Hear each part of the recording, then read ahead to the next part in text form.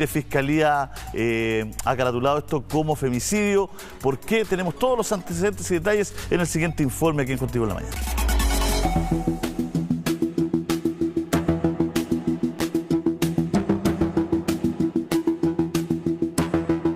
Es un hecho doloroso que deriva de un acto deleznable.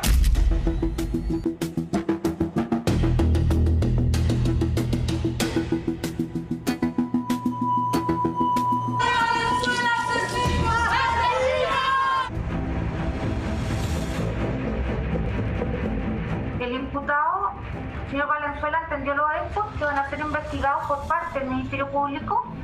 Sí, pero no quiero que la abogada sea mi defensora.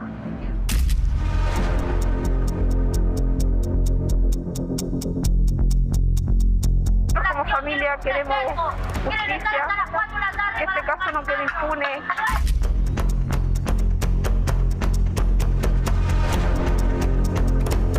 En entrevista que sostuve con mi representado en forma extensa, me manifestó su voluntad en forma expresa de no oponernos a la prisión preventiva.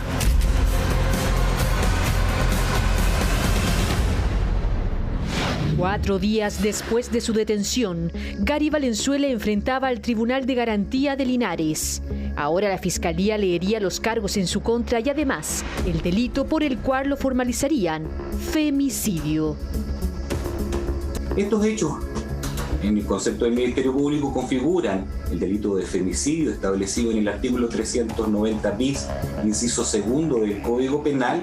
Se le atribuye al imputado la calidad de autor en grado de consumado.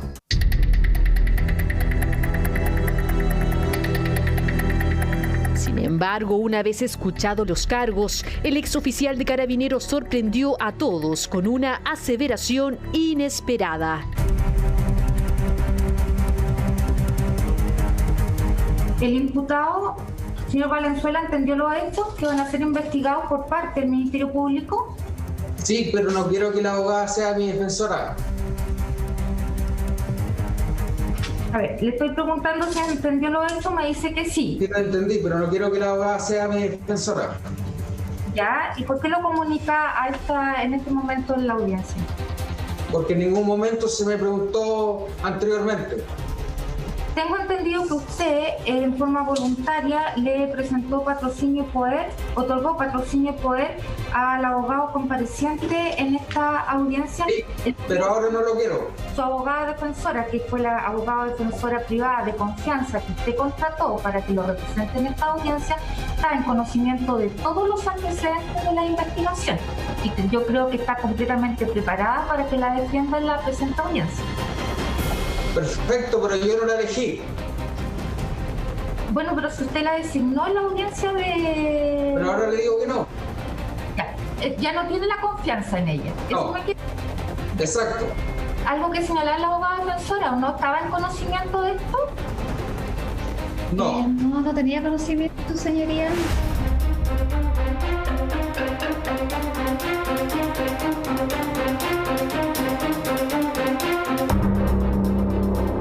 La abogada, dándose de inmediato por aludida, dejó la representación del imputado y ahora sería el defensor regional público quien tomaría la defensa de Gary Valenzuela. La formalización se conocerían los detalles de cómo fue planificado el crimen de Norma y, peor aún, cuáles habrían sido las motivaciones que tuvo Valenzuela para terminar con la vida de la exfuncionaria de Carabineros. Era tan buena persona que ella no veía el mal de las demás y pensaba que todos podíamos cambiar. A lo mejor ese fue su error, pero independientemente que haya aceptado o no llegar a ese motel, no tenía por qué terminar muerta. 17 de julio de 2020. El día del ataque, Norma habría encarado a Gary, pero para tener pruebas grabó la conversación, registro que estaría en manos de la Fiscalía y que capturó el momento en que el ex carabinero confiesa. Le pedí que me fuera a dejar, siguió suplicando perdón, subí al auto y mientras abría el portón tomé mi teléfono y empecé a grabar todo. Me ofreció dinero, 500.000 pesos, para ser precisos, o lo que yo quisiera con tal de guardar silencio. Llamó a su papá y le contó lo sucedido, a lo cual su honorable padre solo se dignó a decir ¿y qué? Nada más. Y su madre, quien escuchaba la conversación, prefirió callar. Ella me dijo a mí sobre la ¿cómo se llama? La denuncia que ella había hecho al otro día. ¿Ya? Y me dijo que le tocaba libre, estaba libre al otro día de la denuncia. Ella estaba descansando y supuestamente al otro día tenía que volver a trabajar. Y cuando yo al otro día le pregunto, prima, ¿cómo está la pega? Ella me dice, prima, no, estoy descansando, o sea, estoy en la casa, no quiero nada, no tengo ánimos de nada, me siento mal, me gustaría dormir 100 años.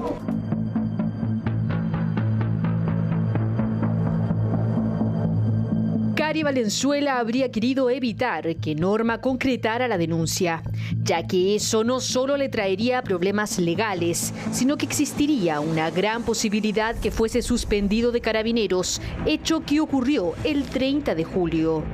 Paralelamente, como institución, se inició el sumario administrativo con los graves hechos que finalmente determinaron la separación del servicio del funcionario. También fue cambiada de los servicios, ella formaba parte de las patrullas ECO que están en la población y fue cambiado a un servicio de guardia, o sea, intra-cuartel, con la finalidad que no estuviera en la calle específicamente por esta situación.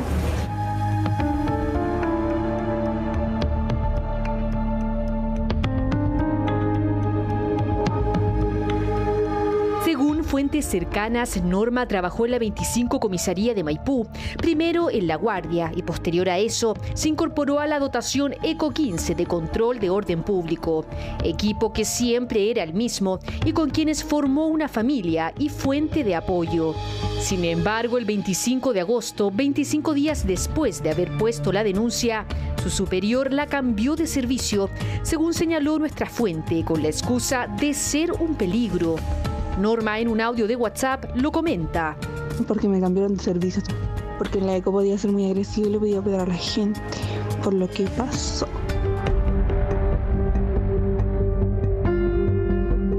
¿Por qué Norma fue apartada de su círculo de amigos de trabajo?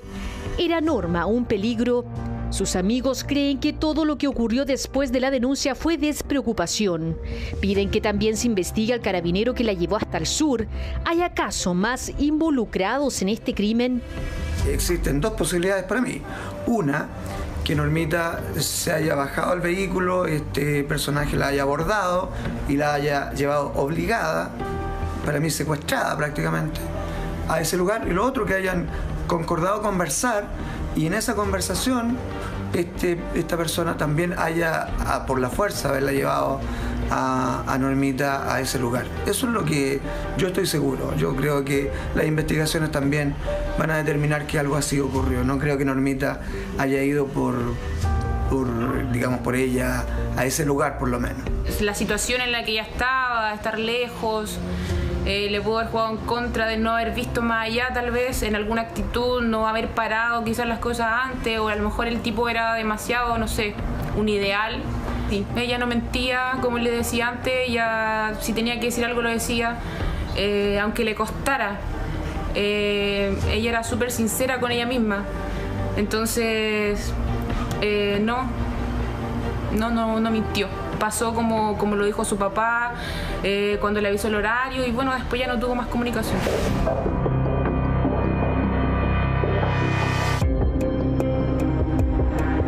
Ese hecho, junto a todo lo que ocurrió después, es para la Fiscalía el desencadenante de su muerte el pasado 22 de agosto.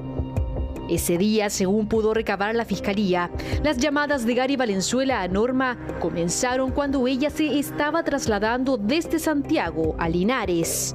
Y eso también consta de declaraciones de testigos que la llamó en muchas oportunidades, que le mandó mensajes en muchas oportunidades pidiéndole que se juntaran, que no le cortara el teléfono. Incluso, su señoría, dentro de esas declaraciones, uno de los testigos señala que cuando recibe la primera llamada, ella le tiemblan las manos porque dice que no lo voy a decir en los mismos términos que la declaración, pero dice: este tipo no deja de acosarme, me llama constantemente, siempre me está molestando, me llama desde diferentes números telefónicos. Luego de esa llamada, una más de las tantas que habría recibido Norma de parte de Gary Valenzuela, la joven fue hasta el lugar donde la citó el ex oficial de Carabineros. Esta situación o este encuentro no fue casual, fue buscado por el imputado con una actitud disimulada de arrepentimiento, de tratar de conciliarse con la víctima, incluso ofreciendo un regalo que, por cierto, nunca apareció y tampoco apareció hasta el momento, digamos, de esta audiencia, de esta investigación. En el motel, a eso de las 5 de la mañana, una de las trabajadoras aseguró haber escuchado un fuerte ruido. Salió a recorrer, pero no vio nada, solo una habitación que tenía la música fuerte. 2 horas después, Gary sale. La misma funcionaria del motel ingresa a la habitación y encuentra manchas de sangre. Le consulta al hombre dónde está la mujer y este le dice que se fue con unos amigos. La mujer del motel no le cree y lo amenaza con llamar a Carabineros. De ahí en adelante comienza la huida de Gary Valenzuela.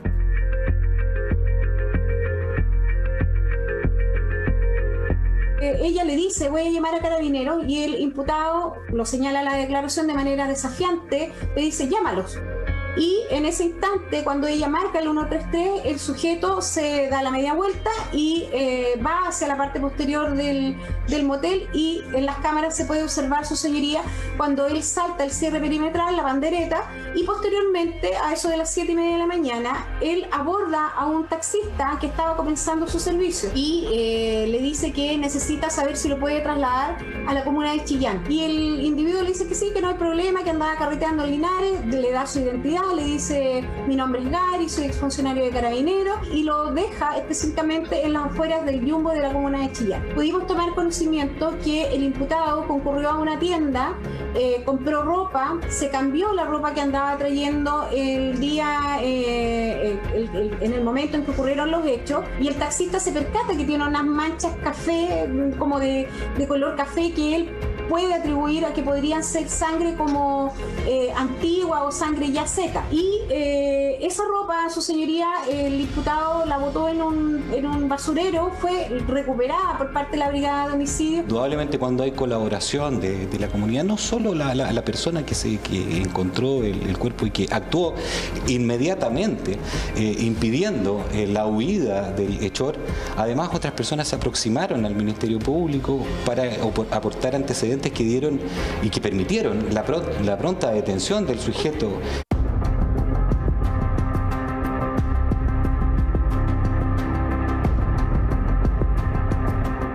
El análisis a diversas cámaras de seguridad y además a la indagación del círculo cercano de Valenzuela permitió detenerlo en un bosque en las cercanías de Yumbel.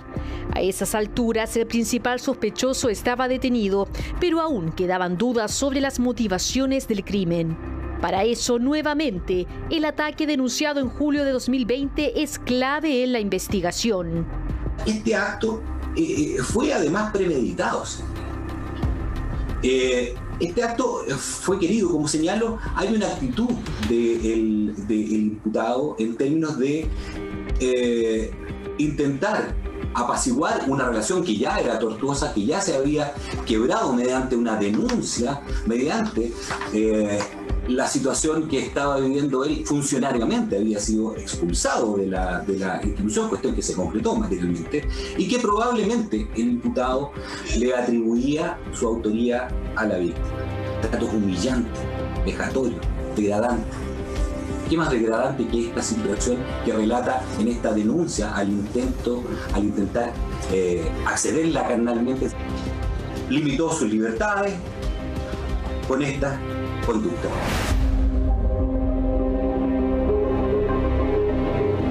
Tal como lo catalogó la Fiscalía, el ataque recibido por Norma fue de una gran intensidad. Golpeada con un elemento contundente, murió casi de forma inmediata. Peor aún, este habría sido efectuado sin que la víctima hubiese opuesto resistencia. Efectivamente, se produce un acto alevoso, una acción por sorpresa, que la víctima no pudo prever. De hecho, la circunstancia en que se produce el golpe es del todo traicionero. Señala la lesión la fiscal al describir la autopsia, que es un golpe por la espalda.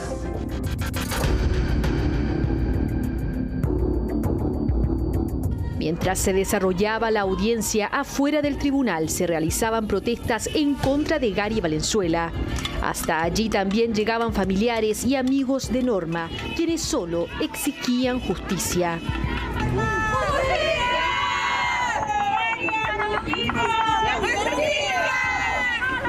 ¡Somos una ciudad olvidada! ¡Pero el pueblo pide justicia! Nosotros como familia queremos justicia, que este caso no quede impune y que este tipo no le dé ni un beneficio, porque nos están informando que el hombre está pidiendo otra abogada, que él no se siente conforme, que lo van a defender y le están dando muchos beneficios. Y creo que eso no va al caso porque ya están todas las pruebas contra él.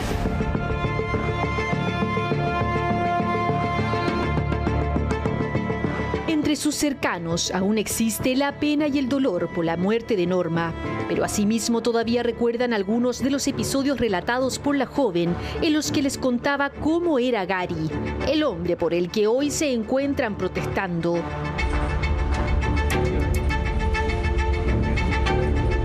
Me dijo que era tierno, yo le pregunté cómo se porta consigo, se porta bien. Al menos eso fue al principio, cuando ella me contó. Si tengo entendido, mi prima lo bloqueó de todas partes. De todas partes. Mi prima se sentía muy mal porque ella no quería tener ninguna relación con nadie. Y este tipo, como la trataba bien y todo, ella dijo, sí, a lo mejor lo intento, a lo mejor puede resultar. Y cuando ella me cuenta de la denuncia, después me dice, pucha, yo le di la oportunidad y me falló de la peor forma que me podía haber fallado. Y ella decía que no, que estaba bien, que igual el hombre de repente le hablaba y todo.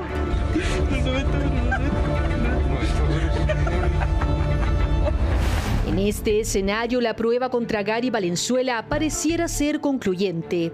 Cámaras de seguridad, declaraciones de testigos y, por sobre todo, la conexión de hechos hacia la víctima.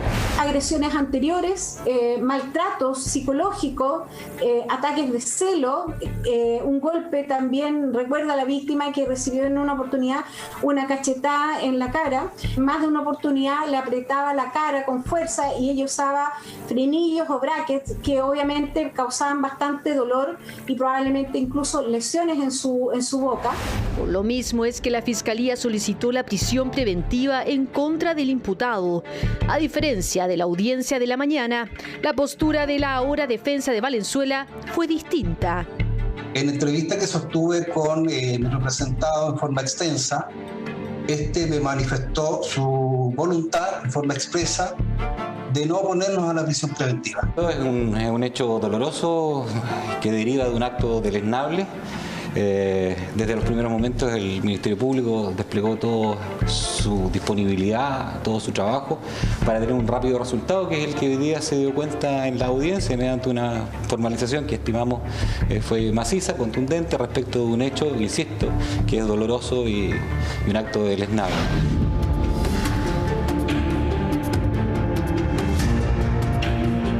Finalmente, el tribunal decretó la prisión preventiva en contra del imputado, quien será trasladado a un centro penitenciario con vigilancia especial ante posibles ataques de la población penal.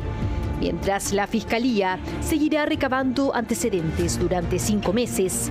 En un caso que policialmente cuenta con parte importante de sus aristas ya dirimidas. Sin embargo, aún queda la duda sobre qué hubiese ocurrido si los protocolos de protección a las víctimas en el caso de Norma hubiesen funcionado. Hoy su familia espera una respuesta a esa pregunta, que hasta ahora tiene como única certeza que Norma ya no está.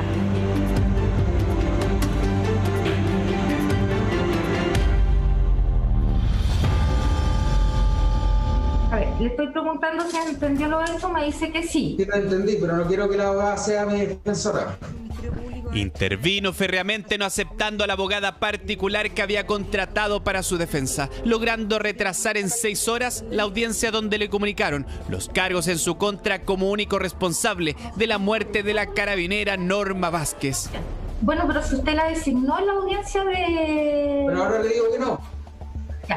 Ya no tiene la confianza en ella. No. Gary Valenzuela, otrora subteniente de Carabineros, acusado ahora por femicidio. Día clave en una Linares consternada, siguiendo al detalle lo que con él sucedería y con un claro petitorio de justicia en su plaza de armas. Que tengo hijas, tengo nietas, tengo ahijadas, tengo muchas mujeres jóvenes a mi alrededor. Queremos justicia. Él es un asesino. Planeó este crimen perfectamente. Hoy en día, una institución, la que tiene que velar por el cuidado de todos nosotros, le dio la espalda a esa niña. Y hoy día esa niña está muerta porque la institución, el mando y todos los que tenían que haber velado por ella no lo hicieron. La trasladado, había 1000 formas. Era tan buena persona que ella no veía el mal en las demás y pensaba que todos podíamos cambiar. A lo mejor ese fue su error, pero independientemente que haya aceptado o no llegar a ese motel, no tenía por qué terminar muerta. Y fue precisamente el cómo ambos llegaron a reunirse el pasado 21 de agosto lo que reveló el Ministerio Público. La insistencia de Gary Valenzuela, pese a una cautelar de alejamiento ordenada por un tribunal, luego que ella lo denunciara por un intento de violación mientras ambos estaban juntos, lo que terminó con el dado de baja de la institución. Mientras la víctima, Norma Vázquez, se trasladaba a Linares en compañía de otras personas, recibió reiterados llamados de parte del imputado, en los que le pide que se junten y que tiene un regalo para ella y que sabe que le va a gustar. Había una relación de dependencia afectiva de la víctima hacia el imputado, que probablemente acepta por esto el encuentro. Testigos señala que cuando recibe la primera llamada ella tiembla, le tiemblan las manos, le dice: este tipo no deja de acosarme. Hay 3 testigos del día en que el imputado habría golpeado a la víctima con un extintor para luego ocultar su cuerpo en el maletero del vehículo en que llegaron al motel. Entre ellas una de las trabajadoras, la misma que los atendió en la habitación número 6 del recinto, y además un taxista que trasladó a Valenzuela a Chillán tras escapar saltando un muro perimetral. Ambos lo reconocieron. Pero, en una actitud que de todas maneras demuestra un arrojo especial y que después ella colabora con la investigación prestando su declaración, da cuenta que enrostra al sujeto y le señala que va a llamar a Carabineros, cosa que efectivamente hace. Ante esa amenaza, el sujeto huye raudamente del lugar. Y a juicio de la Fiscalía, además de tener que dejar las filas de Carabineros por la denuncia en su contra, la idea de que la víctima quisiera llegar virgen al matrimonio es el otro motivo que habría llevado al imputado a atentar contra la vida de Norma. Amigos de ella fueron contactados por el Departamento de Asuntos Internos de Carabineros y la Brigada de Homicidios, confirmando que hubo episodios de violencia previos en su contra. Agresiones anteriores, maltratos psicológicos, ataques de celo, un golpe también. Recuerda a la víctima que recibió en una oportunidad una cachetada en la cara. Más de una oportunidad le apretaba la cara con fuerza y ella usaba frenillos o brackets que obviamente causaban bastante dolor y probablemente incluso lesiones en su boca. Según los testigos, Norma, al ser golpeada con un elemento contundente en su cabeza, perdió la vida prácticamente de inmediato. La agresión se pudo dar mientras permanecía agachada y por la espalda. Los exámenes realizados revelan que también hay evidencia de sujeción y arrastre de su cuerpo. La circunstancia se ha extendido porque, como bien lo señalaba la fiscal Agostini, se trata de una relación de pareja sentimental, sin convivencia, cuestión que antes nuestra legislación no había contemplado. Este delito que se modificó, se creó esta figura penal frente a este tipo de relaciones, se extendió el marco de aplicación y bienvenido sea del femicidio en estas circunstancias, y parte en una pena de 15 años y un día y llega hasta la pena máxima que establece nuestra legislación penal, que es el presidio perpetuo. En entrevista que sostuve con mi representado en forma extensa, me manifestó su voluntad en forma expresa de no oponernos a la prisión preventiva. Por lo que no vamos a hacer alegaciones en base a las instrucciones que él me otorgó en la entrevista, como digo, que sostuve con él. No se tiene certeza aún sobre una posible agresión sexual contra Norma al interior del motel. Aquello se verá en el transcurso de una investigación que se desarrollará por 5 meses, con Gary Valenzuela en prisión preventiva en el Centro de Cumplimiento Penitenciario de Cauquenes, al ser considerado un peligro para la seguridad de la sociedad. Terminada la audiencia, la familia de Norma conversó con Chilevisión Noticias. La encontraron en un lugar, en un motel, y la criticaron mucho por redes sociales y decían cosas malas, pero yo quiero honrarla porque quedó demostrado, y todo Chile yo creo que ya sabe, que mi hermana tuvo valores cristianos. Salvarse ese hombre, no tiene cómo justificarse lo que hizo. Y ahí va la pregunta, ¿y la institución cómo permitió a un enfermo trabajando, cuidando gente? Y de verdad que estoy tan agradecida con mi Linares, que me apoya, y con todo el país. Todo planificado del momento que él se sintió en la primera vez que fue acusado de todo esto. Él empezó a planificar esta muerte. Nos esperamos que ojalá sea la cadena perpetua, porque una persona así no debe estar libre en una sociedad. Bueno, un crimen, la verdad que espeluznante, macabro, y que en el día de ayer, justamente en la audiencia de formalización, se fueron conociendo algunos detalles que me imagino que a la familia los tienen absolutamente conmovidos, perturbados también, de conocer el sufrimiento de Norma. Estamos junto a 2 primas de Norma, estamos junto a Tatiana Salgado y a Soledad Soto. Ellas son también 2 chicas jóvenes, primas de Norma Vázquez. Estamos también junto a José Antonio Villalobos, ex fiscal, que nos ayuda a entender un poco las dimensiones judiciales de todo esto. A ver, Soledad, Tatiana, me imagino que para ustedes, haber ido conociendo ayer en el relato de la Fiscalía algunos de los detalles de cómo fue asesinada Norma, de la situación en que de alguna manera es engañada, me imagino que debe ser muy, muy fuerte para ustedes. Tatiana, yo no sé cómo están en este minuto que ustedes como familia procesando toda la información que escucharon ayer.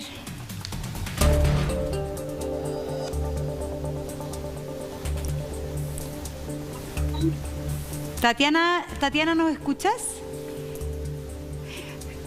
Si no, empezamos entonces con Paulina, con Soledad. Parece que tú nos escuchas, Soledad, y te reitero la pregunta. La verdad es que cuán golpeados están en este minuto después de haber escuchado la formalización del día de ayer.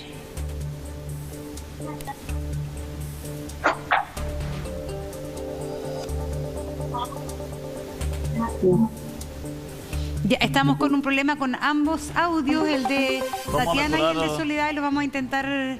Monse, ¿vamos a mejorar esos audios? Sí. Vamos a trabajar, estamos también con el ex fiscal José Antonio Villalobos. José Antonio, alevoso, deleznable y cobarde han sido los adjetivos que usó el fiscal regional del Maule para catalogar este ataque por la espalda y mientras ella estaba agachada de Gary Valenzuela en contra de Norma Vázquez. La verdad es que uno no es abogado, ¿no es cierto? Ni mucho menos, pero uno siente una impotencia, siente una rabia muy grande, ¿no es cierto, José Antonio? Cuéntanos un poquito, él además cambia el abogado, en el último momento cambia a su abogada. Esta es una... ¿Por qué él quiere ganar tiempo? ¿Es una táctica? Cuéntanos un poquito, ¿por qué pasan estas cosas? Hola Julio, hola Montserrat. Buenos días. Buenos días. Mira, lo que ocurre con la situación procesal en términos de la calificación jurídica que ha hecho el Ministerio Público al catalogar este hecho como un femicidio, junto con las circunstancias de las cuales hablaba también el fiscal regional Contardo, ¿cierto? Dando cuenta que aquí hubo una suerte de premeditación, una preparación de este crimen y luego un actuar alevoso, es decir, un actuar que tiene que ver con una actividad ejecutada a traición o sobre seguro, porque efectivamente lo que habría constatado la investigación en términos preliminares a lo menos es que habría sido atacada por la espalda y cuando ella obviamente no esperaba este ataque de esta persona. También hay elementos importantes, Julio, en relación con estos llamados que recibió la víctima de parte del imputado y que finalmente la llevaron a concretar esta reunión donde él supuestamente le entregaría una suerte de regalo, ¿cierto? Y que le iba a gustar. Porque aquí finalmente lo que hay que determinar también y que es muy importante es la forma en la cual esta persona logró, ¿cierto?, vulnerar esta prohibición de acercamiento que tenía respecto de la víctima.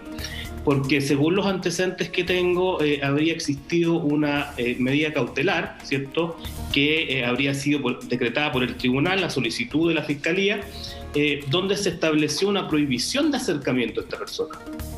Entonces, ¿cuál es la forma en la cual vulneró esta prohibición de acercamiento? Es esta suerte de comunicación que tiene con la víctima, donde finalmente la convence que se reúna con él y posteriormente ejecutar el crimen. Es decir, aquí tú tienes evidentemente muy detallado el tema de la premeditación, es decir, cómo preparé esta actividad criminal que estaba planificando con antelación y que finalmente logré concretar. Todos estos elementos me parece que en términos de investigación hoy día preliminares por parte de la Fiscalía en la audiencia fueron materializados, fueron acogidos por el tribunal que dispuso la prisión preventiva, dado por cierto principalmente la gravedad del delito que está enfrentando esta persona. Y en relación con la defensa, claro, estratégicamente no me parece que sea una buena estrategia. El cambiar de abogado en la misma audiencia, la verdad es que tú incorporas a un profesional que está recién encontrándose con los antecedentes, y prueba de ello es que por mandato expreso del imputado, el abogado refiere que no se iba a oponer a la medida cautelar de prisión preventiva, es decir, que asumían en cierta medida que los antecedentes que tenía la Fiscalía eran antecedentes relevantes, intensos e importantes y que por lo tanto no iban a discutir esta medida cautelar de prisión preventiva. No parece una buena estrategia, sin embargo, ello se puede explicar lisa y llanamente, dado que los antecedentes que hay en la carpeta lo vinculan muy especialmente y seguramente son tan intensos los antecedentes que es muy probable que esta persona sea condenada a una pena bastante alta. Así es, estamos entonces con José Antonio Villalobos, ya retomamos el contacto con Tatiana Salgado, con Soledad Soto, primas de Norma Vázquez. Vamos a ir a la pausa para conversar con ustedes y también estamos atentos a lo que está sucediendo ahora en la Corte de Apelaciones de Santiago, donde la Fiscalía entonces está pidiendo que se revise la prisión preventiva en una clínica privada de Hernán Calderón, hijo. La Fiscalía, recordemos, pide entonces el traslado a Santiago 1. ¿Qué pasa con esto? Estamos en vivo con imágenes del Poder Judicial. Soledad Soto. Soledad, ¿nos escucha ahora bien? ¿Podemos conversar, Soledad? Hola, ¿cómo estás? ¿Ahí? Sí, estamos. Bueno, Soledad, lo decía al principio de esta conversación, esto genera, a medida que conocemos detalles, mucha más indignación aún, ¿no es cierto?, el ataque que sufrió Norma, toda esta situación. ¿Cómo está la familia? Preguntaba Monse al inicio. ¿Cómo está la familia? ¿Cómo están ustedes? ¿Cómo se han tomado todo esto a medida que pasan los días? O sea, igual para nosotros es fuerte como familia porque el tipo no, o sea, no sé, como que tenía todo esto planeado realmente. O sea, eso está claro. Soledad, bueno, hemos escuchado a la hermana, al padre, que está muy disgustado con la institución de Carabineros. ¿Cuál es tu impresión con respecto a eso? O sea, sí, todos como familia estamos muy, no sé, molestos, se puede decir, porque no le brindaron la ayuda que ella necesitaba. ¿Ustedes creen que ella requería atención especial, cuidado especial después de lo que había pasado, un traslado? Cuéntenme un poco, ¿qué es lo que sienten ustedes que falló? fallaron muchas cosas porque era todo esto se podía evitar. Ella podrían haberla sacado de esa comisaría, haberla trasladado a otro lugar a trabajar y no lo hicieron. Así es. No se tomaron las medidas en el momento. Tatiana, y a ver, para entender un poco qué ustedes como familia, pero ustedes como que tienen la misma edad, me imagino que hay más cercanía, ¿qué les había contado ella respecto a la relación? ¿Cuánto ella les había contado que le había costado alejarse de este hombre después de que ella terminó? ¿La seguía hostigando? ¿Les contaba a ustedes de eso, no? Esa información yo no la manejo porque igual yo vivo en Cauquenes. Entonces, ahora, claro, somos una familia grande y ahora nos unimos para pedir justicia por ella. Pero esa información yo no la manejo. Uh-huh. Y en el caso tuyo, Soledad, ¿tú qué sabías de la relación y de los intentos de alejarse de este hombre que había intentado Norma? La verdad es que no, ella nunca me comentó, o sea, antes de lo que le estaba pasando y cómo era el tipo con ella, entonces prefiero no entrar en detalles porque no cuento yo con esa información. Y quiero preguntarle a José Antonio una cosa, es que, José Antonio, hemos visto mucho estos días y hemos estado discutiendo aquí de la efectividad de las órdenes de alejamiento. Ayer conversábamos con Tomás, el hijo de esta mujer que fue tomada rehén por su pareja en una casa en Quilicura.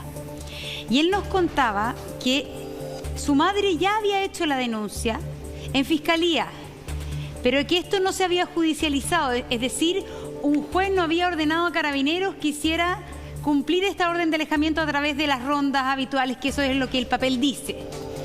En este caso, según lo que tú te has informado, sí existía la orden judicial ya de alejamiento. ¿Y qué pasa también aquí? Finalmente, yo veía que en el día de ayer, en un solo día, hubo 40.000 denuncias, no órdenes decretadas por el juez, denuncias de violencia intrafamiliar, con un aumento exponencial durante la cuarentena, durante todo este tiempo de la pandemia. Entonces, la verdad, ¿qué sabes tú de este caso respecto a si se efectuó o no se efectuó esta orden de alejamiento? ¿Qué está haciendo Carabineros? ¿Qué posibilidades tiene dentro de los recursos de Carabineros? ¿Qué está pasando ahí? Mira, Montserrat, lamentablemente nosotros nos enfrentamos, como dices tú, día a día a casos que tienen una gravedad muy relevante en relación con la afectación de las víctimas. A uno le gustaría que no llegásemos, ¿cierto?, a esta instancia donde tenemos que empezar a buscar las explicaciones de por qué ocurrió esto. Y aquí aparecen todos entonces interponiendo querellas en contra del imputado, pero a mí me gustaría que se analizara más concretamente qué es lo que se hizo antes de que se llegara finalmente a este desenlace fatal. Y aquí el punto, como bien dices tú, Montserrat, está en la efectividad de las medidas que se toman en relación con las víctimas, con los denunciantes iniciales. Y hay dos caminos acá. Uno, cuando son estas denuncias de violencia intrafamiliar, que son en general el mayor número, como tú lo dices, lo que hace es que esta denuncia, que probablemente la toma Carabineros de Chile o la Policía de Investigaciones, llega posteriormente al Ministerio Público, a la Fiscalía respectiva, dependiendo de la zona en que reside la víctima. Y aquí se supone que un fiscal del Ministerio Público debiese leer esa denuncia, ¿cierto? Y de inmediato, según protocolo, tomar contacto con la víctima para analizar de propia mano, ¿cierto?, cuál es la envergadura de esa afectación que está sufriendo esa víctima, ¿cierto? Hay una suerte de ponderación para determinar finalmente si la víctima está amenazada de muerte, si este riesgo es alto, ¿cierto? Si es importante esta afectación que está sufriendo, por ejemplo, si la persona que la está amenazando maneja armas de fuego, si tiene problemas con consumo de drogas, consumo de alcohol abusivo, si hay situaciones incluso anteriores. Y aquí es donde uno debiera empezar a exigir que, dada esta ponderación que se hace por parte del ente persecutor, se tome una decisión bastante importante en relación con la protección de la víctima. Y aquí es donde el fiscal del Ministerio Público, junto con decretar medidas de protección que son decretadas por la propia Fiscalía, por ejemplo, un control de carabineros, un llamado de carabineros, algún botón de pánico. Todas estas son medidas que se decretan por parte de la Fiscalía en términos preliminares, ¿cierto? Pero pareciera que es mucho más gravoso para el imputado cuando el fiscal del Ministerio Público le pide al juez una medida cautelar que signifique que esta persona, por ejemplo, no puede acercarse. ¿Y por qué es más relevante? Porque finalmente si esta persona incumple esa resolución judicial, incurre en otro delito, que es un delito de desacato, que también puede implicar privación de libertad si no lo cumple. ¿Qué ocurre? Que habitualmente, independiente de la resolución o no, me parece que el defecto hoy día en que estén ocurriendo estas situaciones tan lamentables tiene que ver con una suerte de seguimiento que se le hace o no a esta medida cautelar. O sea, no podemos quedarnos hoy día simplemente con decretar una medida de protección o simplemente con pedirle al juez una medida cautelar de prohibición de acercamiento, porque el juez posteriormente no tiene un seguimiento de esa medida cautelar, y me parece que el Ministerio Público tampoco lo está haciendo de esa forma, y tampoco la entidad encargada de ese cumplimiento de cautelar tampoco lo está haciendo. Entonces, en este caso, probablemente se requería, ¿cierto?, un mayor seguimiento de esa medida cautelar. Pero quiero corregir una cifra que dije un día, es una semana. Esta cifra me la compartió Pancho Sanfurgo, que se la dio ayer Carabineros. En la última semana, de martes a martes, Carabineros detuvo por violencia intrafamiliar a 521 personas. Y hay 40.000 denuncias por violencia intrafamiliar. Es decir, aquí obviamente que Carabineros y la misma Fiscalía no da abasto para hacer seguimiento de todas estas causas, y tampoco da abasto para ir fiscalizando que estas órdenes de alejamiento efectivamente se cumplan.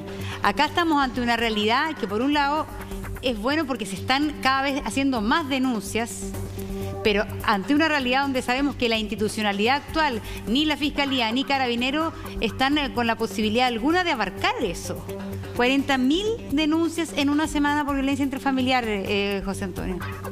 Sí, por eso, Montserrat, me parece que cuando tú no tienes los recursos, ¿cierto?, ya humanos o en términos monetarios para abordar una situación de esta naturaleza, que es una situación de absoluta relevancia, lo que es interesante entonces es que efectivamente haya un sistema de ponderación, ¿cierto?, en términos preliminares para ir concretamente a qué es lo más grave que está ocurriendo con estas denuncias, porque claro, probablemente hay denuncias que no tienen la misma gravedad que otras. Entonces, que esas denuncias más gravosas, ¿cierto?, con mayor afectación para las víctimas, con mayor riesgo para las víctimas, sean abordadas en términos inmediatos, quizás con algún grupo de fiscales o de funcionarios que se dediquen principalmente a la indagatoria de estas causas más relevantes y con un riesgo cierto. Entonces, cuando tú tienes quizás a este personal abocado exclusivamente a estas causas que tienen una mayor complejidad en términos de posibilidad de que algo grave ocurra, efectivamente tú vas a estar poniendo entonces los recursos centralizados donde deben estar, donde logremos en definitiva que esto no ocurra, ¿cierto? Porque tiene que haber un seguimiento. Esta persona tenía una medida cautelar de prohibición de acercarse. Bueno, ¿qué se hizo para que finalmente esa medida cautelar fuese cumplida? No le podemos dejar, ¿cierto?, arbitrariamente o entregado este cumplimiento al imputado. Y también conocemos que hay situaciones en las cuales las víctimas también son convencidas para vulnerar, ¿cierto?, esta prohibición, porque la prohibición es para el imputado, pero cuando hay esta suerte de engaño para que se conecten, se junten, también la víctima está vulnerable. Entonces, quizás aquí era mucho más importante, ¿cierto?, hacer un seguimiento de este cumplimiento de esta medida cautelar, analizar dónde estaba viviendo la víctima, dónde se iba a desplazar la víctima, saber concretamente dónde estaba el imputado, ¿cierto?, si la seguía llamando o no, porque esta prohibición de acercarse habitualmente también está conectada con una prohibición de comunicación. Es decir, yo le prohíbo a usted que se acerque a esta persona por el delito que cometió y que estoy investigando, pero además le prohíbo que se comunique telefónicamente, que se comunique vía WhatsApp, que se comunique vía correo electrónico, porque esas son fórmulas de vulnerar esta prohibición de acercamiento. Entonces, si aquí a lo mejor existieron llamados telefónicos posteriores a la prohibición, eso implicaba que esto debiese revisarse, ¿cierto?, en el tribunal, una revisión de medidas cautelares o derechamente una formalización de cargo. José Antonio. Vamos a dar la palabra a Soledad. Soledad, para usted esto está todo premeditado porque de una u otra forma él llega a Linares, él la cita, él está en su auto, ¿no es cierto? Él no arranca en su auto porque lo descubren, ¿no es cierto?, los funcionarios del motel, pero Norma encontró en el portamaleta de su vehículo. Entonces, para usted, Soledad, aquí había un acto premeditado de toda una situación que él había planificado, ¿no? Sí, porque si no lo hubiera planeado, ¿por qué la atacó por la espalda? O sea, es lógico que este tipo estaba obsesionado con mi prima por las mismas razones que se han dicho, porque ella es una niña de una religión donde ella tenía sus principios y quedó demostrado ayer. Entonces este tipo se obsesionó con ella y simplemente planeó todo esto donde ella a lo mejor no accedió a la primera vez. Claro que sí. Tatiana, ¿qué es lo que esperan ustedes? Esperan, me imagino, la máxima penalidad para Gary Valenzuela, ¿no? Exacto, la pena máxima para él, por lo que hizo, porque ya anteriormente tenía denuncias. Ahora fue el caso de mi prima, lamentablemente, pero anteriormente él ya tenía una investigación en curso por el tema de este chico Alex Núñez en Santiago. Entonces no es posible. Y lo que más rabia nos da es el tema de que se le brinde mayor protección. En Chile se le brinda mayor protección al asesino. Ayer quedó demostrado en la formalización.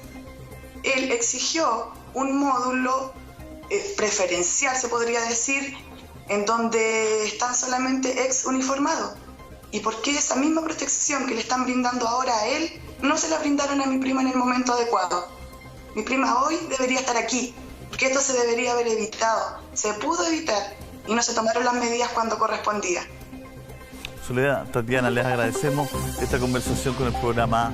Las condolencias para ustedes, por supuesto, y la mejor energía del mundo. Es difícil lo que están viviendo también. Sí, Tatiana. Julio, quisiera aprovechar esta instancia porque nosotros aquí sabemos, somos gente de comuna, de provincia, y sabemos que necesitamos esto, televisión, para poder ser escuchados, porque si no, no vamos a tener justicia. Y yo quiero hacer un llamado a la gente de Linares. Tengo claridad de que mañana entran en cuarentena, pero mañana hay una convocatoria, la gente que pueda asistir, para pedir justicia por Norma y por tantas más que han callado y que sus casos han quedado impunes ante la ley. Para pedir también el tema de la renuncia de la fiscal que está llevando estos casos y que al final no llegan a buen puerto. La gente que pueda, las chicas de verdad que se han pasado, las chicas de los movimientos feministas, ellas han tomado todas las medidas, el uso de mascarilla, alcohol gel. Por favor, la gente que pueda, si no salimos a las calles, no nos van a escuchar. Así es la justicia en Chile, lamentablemente. Algo pasa con Linares.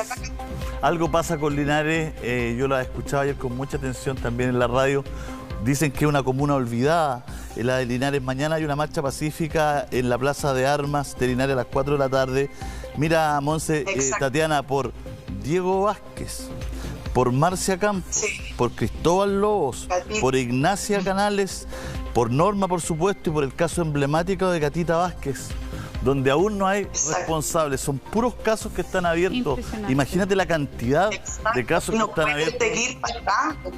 Impresionante. Entonces, en Linares hay mucha angustia. Son demasiados los casos que están sin resolver, sin que haya justicia. Y por eso la gente mañana quiere marchar a las 4 de la tarde, pacíficamente, por supuesto. Gracias, Tatiana. Exacto. Gracias, Soledad. Muchas gracias a las dos por estar con nosotros. Fiscal, quédese con nosotros, por favor. Parece que Soledad quería decir algo. Ay, perdón, no la vi. Sí, Soledad, a ver. A ver, ahí está, Soles, ahí sí. Sí, es que quería darle las gracias a todos por el apoyo que hemos tenido como familia. Decir que lamentablemente mi prima se nos fue, este tipo nos arrebató a mi prima, pero pedimos la pena máxima. Y por favor que la gente entienda que ella amaba su institución, pero lamentablemente fue la única que no le brindó la ayuda que ella necesitaba. decirle a la gente que por favor ya basta de hablar cosas que no corresponden de mi prima. O sea, quedó demostrado ayer, así como muchos pensaron que andaba ahí porque quería, porque donde fue encontrada, quedó más que demostrado que no. Mi prima tenía 20 años, era un ángel. Y quiero que queden claro que ella, a lo mejor para los que piensan que ella se fue o estaba con el tipo por interés, quedó demostrado que no, ya que el papá de este tipo ya le había ofrecido, y creo que es un carabinero activo, no estoy segura, pero él mismo le dijo a Norma, o sea, al hijo de este tipo que le ofreciera regalos caros, que le ofreciera plata. O sea, ¿dónde están los valores si el papá de este tipo es a lo mejor un carabinero activo? O sea, ¿dónde está? Para mí este tipo, el papá es sospechoso, para mí es cómplice. Soledad, Tatiana, muchas gracias por estar con nosotros. Gracias. Y no olvidemos a Linares. Yo creo que el tema de Linares, Monse, es un tema impresionante. La cantidad de personas que han muerto, que han sido víctimas, ¿no es cierto?, en la comuna, y que no hay culpables, digamos, ¿no? Una cantidad, imagínate el listado que te leí. Sí.